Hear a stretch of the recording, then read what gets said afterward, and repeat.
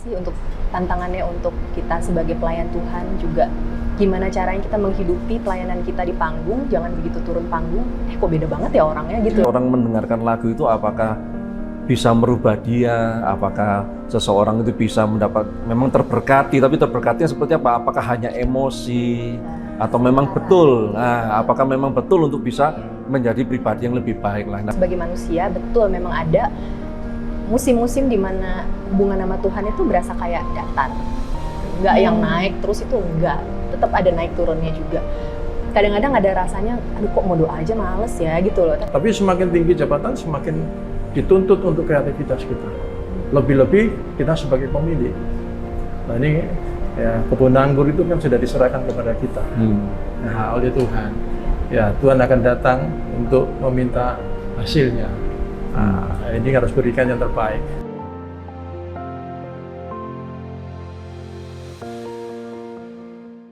Shalom, kembali lagi bersama kami di Best Talk Best Church Indonesia. Hari ini kita kedatangan tamu, yaitu idola cilik atau penyanyi cilik ya dulu, sampai sekarang masih aktif, yaitu Kak Nikita Natasha. Halo. Welcome, Kak. Thank you. Lalu di sebelah situ ada Pastor Randy dan Pastor Daeng juga. Shalom, shalom. Oke, hari ini Kak Nikita jadi bintang tamu di Gereja Best Church Surabaya. Nah, sebelum kita masuk ke topiknya, mungkin kita mau tanya-tanya dulu nih. Kak Nikita ini dari kapan Kak nyanyi? Gitu. Aku sebenarnya mulai pelayanan pertama itu sekitar umur 5 tahun, tapi album pertama itu umur 7. Oh, umur 7. Ya. Itu yang di doa Ibuku nama aku disebut. Itu keren banget. Ya, puji Tuhan lah. Mungkin karena tema lagunya kan universal ya. Jadi Iya, betul. bisa diterima banyak kalangan, termasuk yang non-Kristen juga bisa terima gitu. Jadi ya puji Tuhan sih karena itu. Tapi awalnya memang album yang pertama itu memang untuk rohani atau Iya, memang rohani. memang untuk rohani. Tapi puji Tuhan akhirnya bisa diterima banyak jadi orang ya. orang awalnya nggak tahu gitu kalau itu lagu rohani. Tiba-tiba lagu kedua Yesus sayang padaku gitu. Iya. Iya. Betul. Jadi ya gitu. Nah, kalau Kak Nikita sendiri gimana nih perjalanannya? Kok tiba-tiba jadi penyanyi cilik gitu, rohani apalagi? Itu kan apa ya, nggak umum kan, biasanya waktu masih kecil kan masih suka main-main aja gitu kan. Iya, jadi dari dulu memang aku suka nyanyi, terus sering ikut lomba-lomba nyanyi, terus ya dari gereja kita, gereja papi mami aku juga, kita mau nggak pelayanan gitu ya, walaupun masih kecil gitu ya. Sudah ditawarin pelayanan dari kecil? Iya, pelayanan. Mau pelayanan nggak? Oh ya mau gitu, emang hobi nyanyi kan. Terus kebetulan waktu itu pas lagi pelayanan, ketemulah sama Tante Herlin Pirena yang duet sama aku di Doa Ibuku.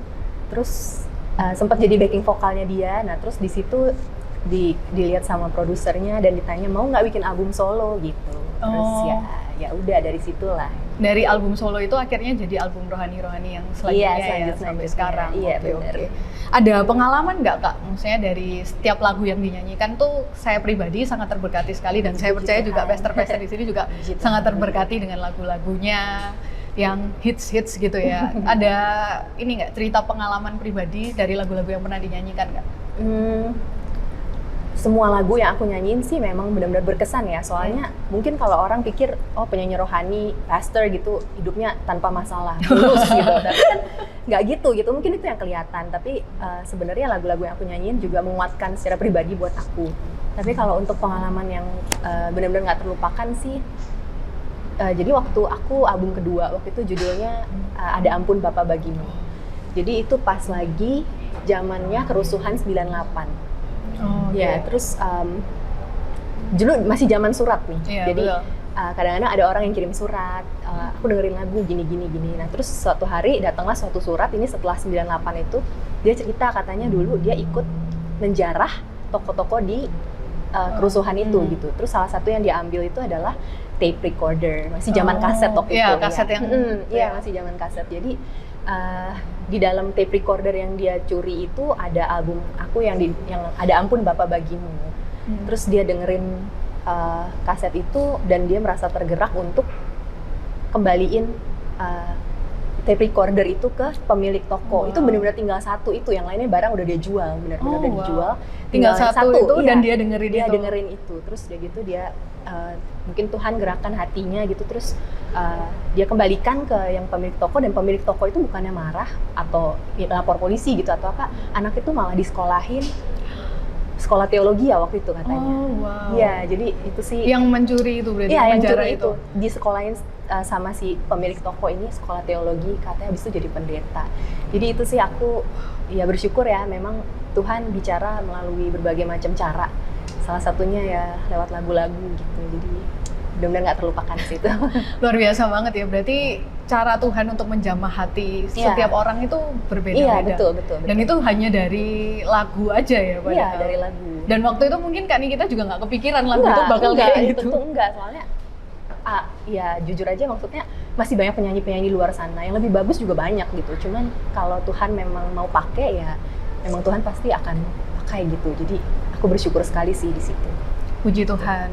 Nah, kalau menurut pastor-pastor yang ada di sini, Pastor Randy maupun Pastor Daeng gitu, kan cara Tuhan itu nggak terselami ya. Tapi gimana cara kita sebagai manusia itu bisa semakin mengerti dan mendalami cara Tuhan, supaya kita juga bisa mengenal Tuhan atau pribadi Tuhan. Mungkin dari siapa dulu? Dari Pastor Randy atau Pastor Daeng dulu? Ya, kalau saya sih sebelum jawab ini saya pengalaman saya ya. Ya ini zamannya YouTube. Kalau saya lagi bingung mau menyembahan begitu, ya saya buka-buka YouTube. Salah satunya lagu-lagunya kita. Artinya ya menjadi berkat. Cuman kadang saya ada bertanya, saat nyanyi itu apakah benar-benar merasakan nyanyi untuk Tuhan atau memang untuk konsumsi YouTube gitu loh, maksudnya, atau kaset atau dan lain sebagainya. Dan itu kadang-kadang saya terpikir, padahal yang mendengar ini kan ya diberkati lah. Kadang-kadang saya nangis sendiri dengan lagu-lagu itu, bukan kitanya tapi lagu-lagunya juga dengan suaranya gitu. Ya itulah yang menjadi tanda tanya, misteri. Betul, kalau dari Pastor Randy mungkin? Ya, satu hal memang lagu kerap kali bisa menjadi suatu apa ya istilahnya untuk seseorang, seperti tadi diceritakan kan bahwa dengan mendengarkan lagu, kata-kata itu bisa mengubah seseorang, malah memberkati orang itu. Karena saya percaya juga tidak ada yang satu kebetulan. Kalau memang Tuhan mau tangkap seseorang, bahkan melalui lagu itu seperti yang tadi lagu yang Nikita juga bawakan, dengan mungkin kata-katanya bisa memberkati sekali. Tapi itulah cara Tuhan. Nah, dari situ kan mungkin segala sesuatu yang Tuhan boleh memberikan karunia, talenta kepada Nikita, seperti Pak Daniel juga katakan bahwa apakah itu memang benar-benar untuk Tuhan. Nah, itu kan kembali lagi bagaimana kita yang menunjukkan kepada melalui lagu itu, bagaimana kan ada feel-nya, kerap kali kan seperti itu lagu kan gitu. Nah, jadi itu yang mungkin yang bisa menjadi hal yang sesuatu yang memang luar biasa gitu.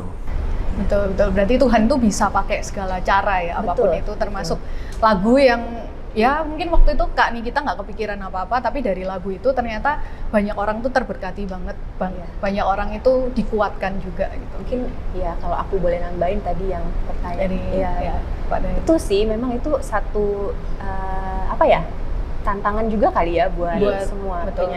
Bukan cuma ya mungkin mostly penyanyi rohani atau siapapun yang pelayanan di platform lah ya. Mungkin kadang-kadang kita ngomong aja gitu, oh ya all glory to God, semua pujian ya buat Tuhan gitu. Tapi makanya itu salah satu cara mesti terus gimana cara menjaga hati ya, menjaga hati supaya kita nggak jatuh ke kegodaan untuk memegahkan diri sendiri gitu ya. Jadi ya itu sih salah satu selain untuk tantangannya untuk kita sebagai pelayan Tuhan juga. Gimana caranya kita menghidupi pelayanan kita di panggung, jangan begitu turun panggung, kok beda banget ya orangnya gitu loh. Betul, ya kayak gitu. Jadi itu sih yang benar-benar harus dipikir tiap hari gitu, setiap pelayanan, setiap ini benar-benar harus benar-benar ya Jadi dari diri Jaga sendiri, hati. iya Iya, betul. iya, bener, Jadi bener. setiap nyanyiin jadi Iya. introspeksi Pengingat diri. juga, iya ya. betul. Kan sering juga cover ya, artinya pakai lagunya yang lain begitu ya, termasuk yang saya nyanyikan tadi kan juga itu ada di YouTube-nya. Saya mau panggil kok sungkan tadi. Lebih apa dan lebih bagus ini. Iya. Tapi saya nggak enak lah tadi. Ya mungkin sudah terlanjur terlalu hot mungkin ya. Gini, apa nggak kepikir bahwa saya sih nggak detail berapa albumnya sudah dikeluarin gitu ya. Apa nggak kepikir bahwa album itu yang apa namanya, yang multifungsi begitu ya. Artinya gini, ada yang menguatkan orang, ada yang mendidik orang, ya toh, yang membuat orang ya itu kan dari lirik-liriknya ya. Saya pikir seleksi dulu supaya imbang semuanya begitu, mungkin bisa dipertimbangkan. Karena ada seringkali banyak yang hanya mengasihani diri sendiri terus, menguatkan orang terus, membuat orang itu mengasihi diri terus, nggak ada yang mendidik, nggak ada orang itu mengajak seperti bangga yang tadi lagu itu tadi kan, walaupun sulit tapi dia bangga. Nah itu pilihan-pilihan itu saya pikir harus mulai dipertimbangkan. Ya, saya sih nggak ngikuti detailnya, jadi ya cuman ada namanya. Tapi mungkin waktu itu Kak Nikita karena masih kecil, betul. Apa campur sih, kebanyakan kalau lagu-lagu yang tanda kutip mendidik gitu atau mau ini, kebanyakan dari hymn ya. Dari apa sih, buku-buku nyanyian yang apa sih, Kidung Jemaat, Kidung Jemaat, nyanyian Kidung Baru gitu. Itu aku ada beberapa album juga sih yang itu. Pakai lagu-lagu itu ya. Memang liriknya mungkin berbeda ya sama lagu-lagu yang modern ya. Betul. Ya, betul. Tapi ya makanya sih semua lagu bagus sih, cuma ya, ya berbeda tujuannya seperti kata Pak Daeng tadi. Full lagu rohani. Ya, full lagu rohani. Dari kecil sampai sekarang ya Kak ya. Iya. Luar biasa. Kalau saya boleh nambahin, memang lagu-lagu yang dulu-dulu, apalagi yang lagu lama-lama itu kan lebih memuliakan Tuhan, istilahnya kata-katanya apa itu kan semuanya kembali untuk Tuhan kan gitu. Kalau sekarang ini kan memang juga bagus juga, tapi juga arahnya juga banyak, ada yang melo-melo tadi, bagaimana malah orang bikin bukan untuk datang kepada Tuhan untuk bagaimana, tapi malah bikin orang itu seperti ya semakin mengasihani diri sendiri, sehingga akhirnya merasa wah kok gini. Nah, kerap kali kan seperti itu. Tapi itu memang semua juga dirasakan sama pasti penyanyi-penyanyi rohani apa gitu kan, karena kata-kata itu memang sangat penting sekali, ya kan? Karena dari situ bisa sama seperti tadi kan, kita punya nama pun juga kan ada artinya, misalnya seperti itu. Dan arti itu kan juga istilahnya Ekspresikan. menunjukkan siapakah karakter kita, siapa kita, seperti itu. Tapi lagu pun juga sama. Jadi pada saat orang mendengarkan lagu itu, apakah bisa merubah dia, apakah seseorang itu bisa mendapat, memang terberkati, tapi terberkatinya seperti apa? Apakah hanya emosi atau memang betul? Nah, apakah memang betul untuk bisa menjadi pribadi yang lebih baik lah. Nah, seperti yang tadi berarti kan menjadi lebih baik kan? Karena apa? Pada saat dia mendengarkan kok memang dia pernah melakukan salah, tapi lagu ini menegur dia kan dari situ. Nah, kata-kata itu menegur dia sehingga dia kembali kan ternyata cara Tuhan pakai dia seperti itu bisa menjadi seorang hamba Tuhan, melayani Tuhan. Kan luar biasa kan gitu. Betul, begitu powerful. Tentang sedikit. Iya, boleh, silakan Pak. Nah, tadi kan full rohani. Ya. Ada tawaran atau memang komitmen? Tawaran banyak, terutama dari album yang pertama tuh ya, waktu di Doa Langsung Ibu. ya? Iya, banyak sekali. Dulu kan zamannya album-album anak-anak kayak Sherina gitu. Iya, betul. Iya, mereka tawarin mau nggak bikin album anak-anak yang serius juga kayak begitu gitu. Karena dulu sebenarnya sebelum di Doa Ibuku memang ada beberapa tawaran juga, tapi lagu sekolah minggu kebanyakan. Ya, dulu kan zamannya lagu-lagu anak-anak ya nyanyi anak-anak ya nyanyi lagu anak-anak gitu. Sejak itu sih memang banyak tawaran untuk album rohani, album non rohani yang yang serius, yang lagu sekuler. Cuman ya dari dulu sebenarnya dari papa mama memang nggak pernah maksa aku untuk nyanyi gitu. Dari dulu memang senang nyanyi, memang hobi.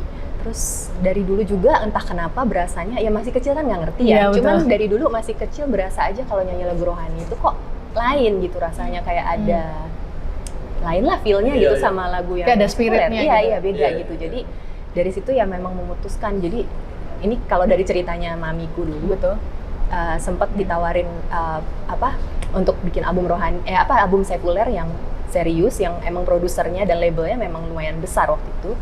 Dan Mami tanya mau nggak gitu, terus katanya Mami dulu, aku jawabnya nanti kalau misalnya ada jadwal nyanyi sekuler sama pelayanan, Mami pilih yang mana gitu. Wow. Iya, jadi biasa. iya, jadi dari dulu Sahabat dunia apa sahabat? iya. Jadi ya dari situ sih, dari kecil memang udah komitmen untuk rekaman lagu rohani aja gitu. Tapi kalau kira-kira nih pertanyaan itu dilemparkan ke Kak Nikita yang sekarang, kira-kira Tetap sih, tetap tetap sama ya, jawabannya. tetap dengan sama. pertimbangan yang sama juga. Tetap sama jawabannya. Puji Gitu. Tuhan. Nah ini Iya. mungkin perbedaannya ya, kalau misalnya memang sudah sudah tujuan hidupnya, sudah Iya. dari Tuhan, itu mungkin Nggak dari- salah gitu kalau Betul. misalnya ada yang kan banyak juga penyanyi rohani Iya. nyanyi itu, ya nggak salah gitu, memang beda-beda ya. Betul. Setiap orang punya Pilihan masing-masing. Pilihan, betul, pilihan masing-masing. Betul. Nggak salah. Nggak ada yang salah juga. Kan kembali ke Sama kalau saya pendeta, saya juga kerja. Ya. Kerja sekuler. Pendeta. Sama seperti itu. Cuman mensikapinya yang berbeda, Iya. cara mensikapinya aja. Kayak gitu. Cuman kalau komitmen itu harus komitmen. Ya. Itu yang dinilai Tuhan kan cuman komitmen kita. Kalau sudah komitmen A ya A. Oke. Jadi prioritas tetap Bukan Tuhan. bicara maksudnya salah, gitu. nggak salah, tetapi berbicara tentang komitmen. Iya. Ya. Dalam segala hal, kalau kita sudah komitmen, ya yakini, imani, ya. Walaupun sulit, Tuhan pasti tolong. Ya. Itu namanya perbuatan iman, Iya. keputusan iman. Suam kuku ya Pak. Oh, haleluya. Itu namanya keputusan iman. Iya. Ya. Karena memang melakukannya juga untuk Tuhan juga, Iya, betul. tanggung jawabnya sama Tuhan Betul. kalau komitmen. Lagu yang berikut ini akan saya nyanyikan, sebuah lagu yang saya berharap dan berdoa bisa mengingatkan kita semua bahwa kita semua yang ada di tempat ini, kita semua berharga. Tuhan Yesus menebus kita semua bukan dengan sesuatu yang bisa kita beli dengan uang. Gak peduli seberapa hebatnya kita, gak peduli seberapa banyaknya uang yang kita punya, seberapa berkuasanya kita, tetap gak bisa membeli apa yang Tuhan berikan buat kita, apa yang Dia tinggalkan di surga untuk kita. Dia memberikan nyawanya, Dia memberikan darahnya yang kudus, yang tidak bercela untuk kita, yang penuh dengan dosa. Lewat lagu ini, mari kita semua bertanya, apakah kita sudah menghargai pengorbanan Tuhan Yesus yang luar biasa itu? Atau mungkin kita sudah anggap itu sebagai sesuatu yang biasa?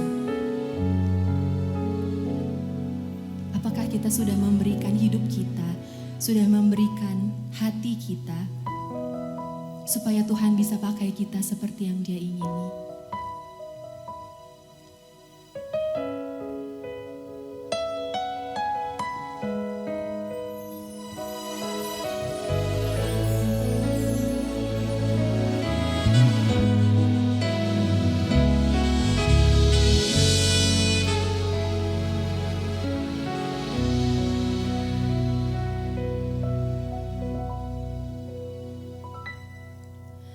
Bukan dengan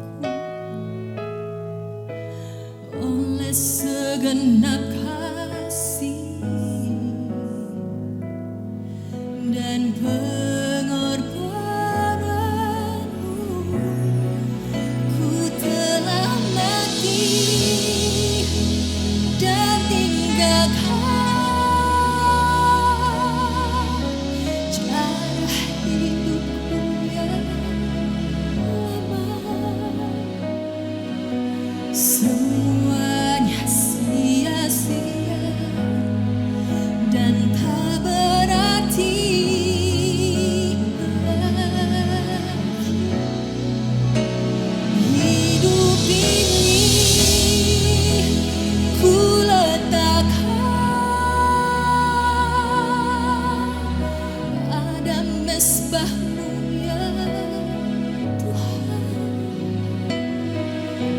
Jadilah padaku seperti yang Kau ingini.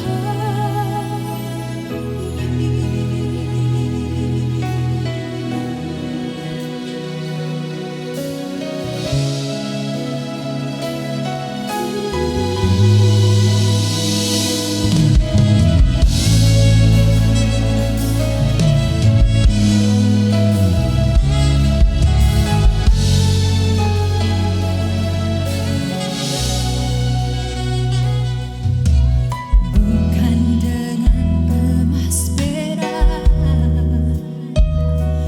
Kau menebus diriku, oleh segenap kasih dan pengorbananmu. Ku telah mati dan tinggalkan cara hidupku yang lama. Semuanya sia-sia dan tak berarti lagi. Hidup ini ku letakkan pada mesbah-Mu ya Tuhan. Jadilah padaku seperti yang Kau ingini. Kita nyanyikan lagu ini sama-sama. Ku telah mati dan tinggalkan. Ku telah mati dan tinggalkan cara hidupku yang lama. Semuanya sia-sia dan tak berarti lagi. Hidup ini ku letakkan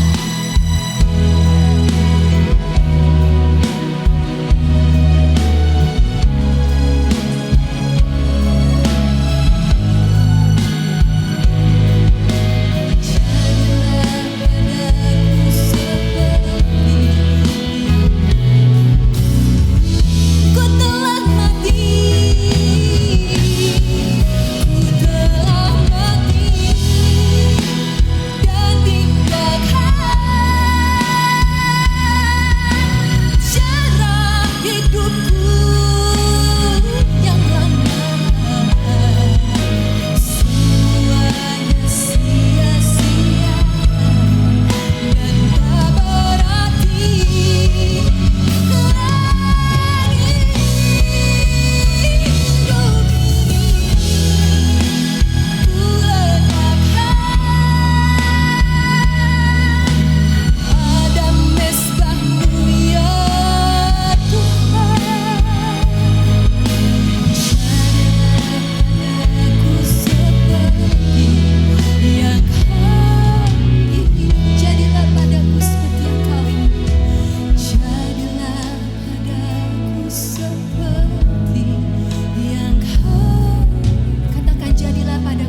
yang Kau Jadilah padaku seperti yang Kau Jadilah padaku seperti yang Kau ingini.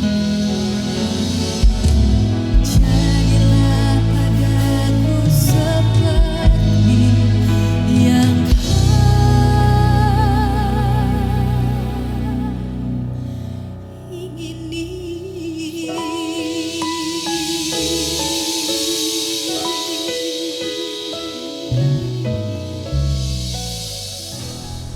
Oke, kalau misalnya selama ini kan Kak Nikita kan selama ini udah nyanyi rohani gitu kan, dan memang sudah komitmen juga. Tapi pernah nggak sih merasa jenuh gitu dalam melayanan, apalagi pelayanan nyanyi gitu kan, nyanyi terus tuh. Iya, kalau jenuh sih kalau untuk nyanyi nggak pernah. Cuman sebagai manusia betul memang ada musim-musim di mana hubungan sama Tuhan itu berasa kayak datar. gitu. Nggak yang naik terus itu enggak, tetap ada naik turunnya juga. Kadang-kadang ada rasanya, aduh kok mau doa aja males ya gitu loh. Tapi ya kayak gitu yang memang aku percaya bahwa Tuhan tahu ya nggak apa-apa gitu maksudnya. Yang penting jangan terus-terusan begitu. Balik lagi bisa mendekatkan diri sama Tuhan ya pelan-pelan.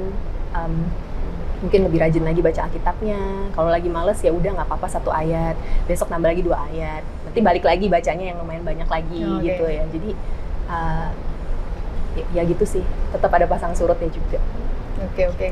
Kalau menurut Pastor Daeng dan Pastor Randy, apakah titik jenuh di pelayanan itu merupakan sesuatu yang wajar ya?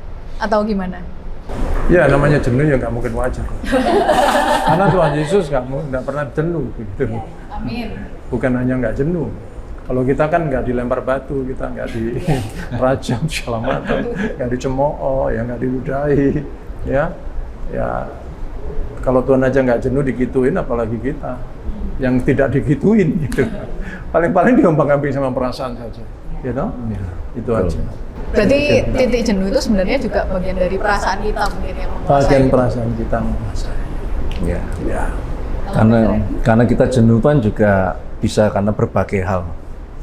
Ada kadang-kadang kita bisa, namanya manusia kan juga terbatas, bisa capek, bisa apa gini-gini. Tapi juga kembali lagi kita menyadari bahwa kalau memang untuk melayani Tuhan ada satu titik jenuh, mungkin kita bisa istirahat sebentar, tapi setelah itu harus bangkit kembali.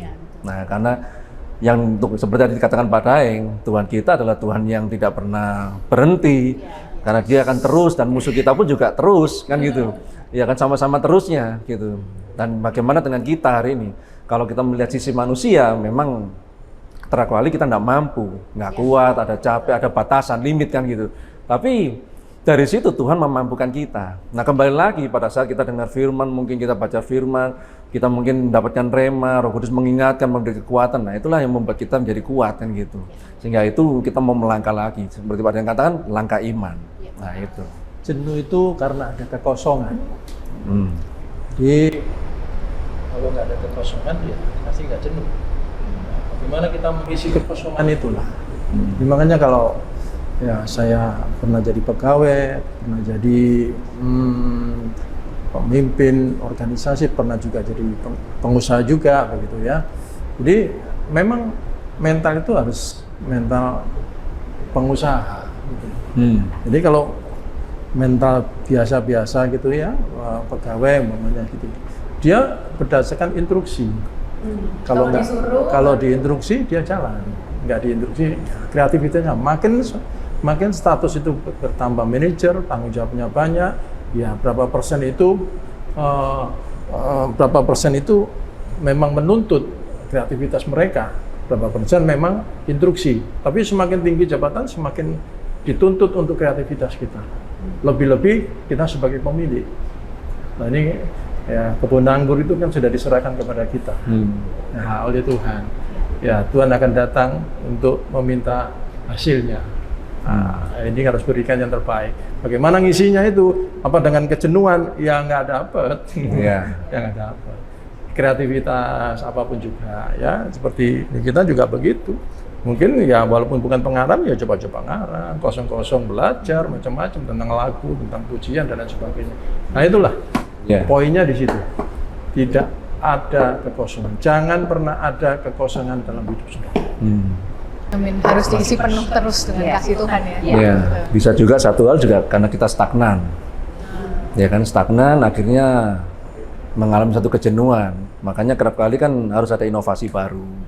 Ya, untuk melangkah sesuatu yang baru. Nah, kita harus belajarkan di situ. Stagnan itu karena tergantung lingkungan. Jadi kalau seperti penyanyi nggak ada yang undang, itu stagnan. Nah, justru itu nggak akan pernah ada stagnan kalau kita itu kreatif. Kita sadar bahwa kebun anggur itu sudah diserahkan kita. Yang nggak ada namanya istilah stagnan. Nah, tinggal kasih pupuknya apa, gini-gini, jadi makin disesuaikan juga ya. Oke. Terus kalau pengalaman yang pribadi itu kan pengalaman orang lain yang memberkati Kak Nikita. Kalau di hidupnya Kak Nikita sendiri banyak banget ya. Tapi salah satu yang berkesan biasanya ya buat aku tuh gini sih. mungkin orang mikirnya kalau sesuatu yang ini tuh harus yang luar biasa, yang mujizat yang besar gitu, yang kayak misalnya sakit berat terus sembuh atau apa gitu. Mujizat Tapi gitu tapi buat aku pribadi ya banyak banget sih sebenarnya hal-hal yang aku merasa benar-benar merasa. Jadi dari kecil aku memang sekolah minggu kan, karena papi mami juga Kristen. Tapi ya dari awal itu ya aku cuman dalam tanda kutip ya telan aja apa yang diajarin. Oh Tuhan Yesus baik, ya Tuhan Yesus baik, Tuhan Yesus baik.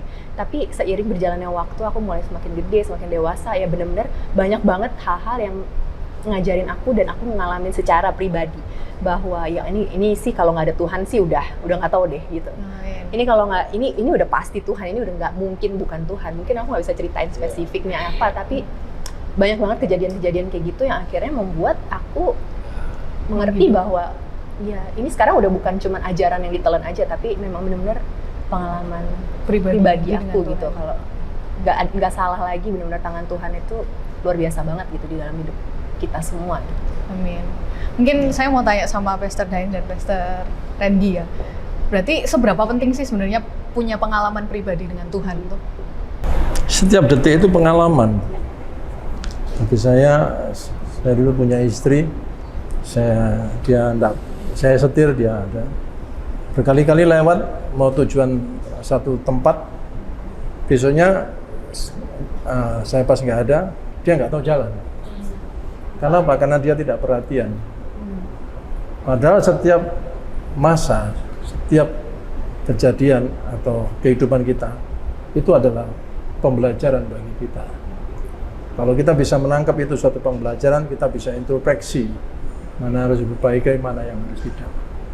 Ya, itu bagi saya sangat penting perhatian tentang kehidupan kita sendiri itu ya. Ya itu pun belum cukup, kadang-kadang saya belajar dari kehidupan yang lain, teman-teman atau yang saya lihat gitu ya. Kok bisa begini begitu. Itu kalau di combine dengan kita punya kehidupan, wah munculnya suatu rema khotbah. Tapi bukan masalah rema khotbah saja, tapi munculnya suatu rema untuk memperbaiki diri kita sendiri dan anak-anak kita semuanya. Ya, itu kalau dari saya. Ya, kalau menurut saya pengalaman suatu yang luar biasa ya, karena itu suatu loncatan untuk ke depan. Karena kan kalau kita mau melihat ke depan, kita belajar terus berjalan kan kita membutuhkan pengalaman-pengalaman itu. Apa yang sudah kita alami, kerap kali mau baik buruknya, itu menjadi suatu pengalaman untuk kita bisa maju lebih baik lagi ke depan. Nah, jadi kan memang harus ini sangat-sangat penting untuk pengalaman itu. Kalau nggak ada pengalaman dengan Tuhan, apalagi dengan pengalaman dengan Tuhan, ya kan? Nah, kalau untuk kita hidup aja sudah kita butuh pengalaman memang ini, tapi apalagi dengan Tuhan, pasti sangat penting kan gitu. Untuk kita maju ke depan. Untuk kita tahu apa yang Tuhan mau, kehendak Tuhan apa, kita belajar di situ kan, kita butuh pengalaman-pengalaman itu. Karena kita tidak jauh dari itu juga, kita bisa jatuh, kita bisa ini, tapi kita bisa bangkit, tapi kan belajar terus kan gitu. Ya. Tapi perlu saya ingatkan begini sih, kalau profesi sebagai penyanyi, terkadang kita hanya fokus memperhatikan hal-hal yang terkait dengan profesi kita. Kalau saya bidang hotel umpamanya, saya fokus tentang wih, begitu lewat, oh hotelnya bagus, oh ini harus begini. Kalau saya mungkin ada showroom mobil, saya melihat mobil, oh tahun sekian, fokusnya seperti itu gitu kan. Nah ini kita harus mulai belajar untuk fokus bahwa kita ini hamba Tuhan, semua bukan saya. Ya, jadi kita harus fokus apa yang dilakukan, dikerjakan Tuhan atas diri kita, teman-teman dan lain sebagainya. Dan itu perlu. Jadi bukan hanya pengalaman penting atau nggak penting, tapi dalam hal ini prioritas pengalaman bersama dengan Tuhan yang terkait dengan Tuhan. Nah, yang lainnya boleh itu profesi, tapi yang dengan Tuhan itu harus lebih prioritas untuk diperhatikan. Ya. Men. Soalnya pengalaman pribadi dengan Tuhan itu yang membawa kita hari ini juga kan. Kalau misalnya kita punya pengalaman pribadi, mungkin karakter kita yang diubahkan dan lain-lain. Jadi itu akhirnya menjadi diri kita juga yang mungkin bisa jadi berkat bagi orang lain kayak gitu kan, secara pribadi. Nah, mungkin kalau di penghujung Best Talk ini nih, Kak Nikita punya pesan-pesan nggak sih buat anak-anak muda dan juga buat jemaat secara keseluruhan ke jemaat Best Church gitu? Aku sering lihat sering dengar juga gitu anak-anak muda terutama ya, bilangnya aku nggak bisa pelayanan, aku nggak punya talenta, aku nggak bisa nyanyi, nggak bisa nari, nggak bisa ini. Ya tapi yang mau aku ingatkan adalah Tuhan itu kasih talenta di setiap kita. Nggak mungkin nggak ada yang dikasih, semua dikasih.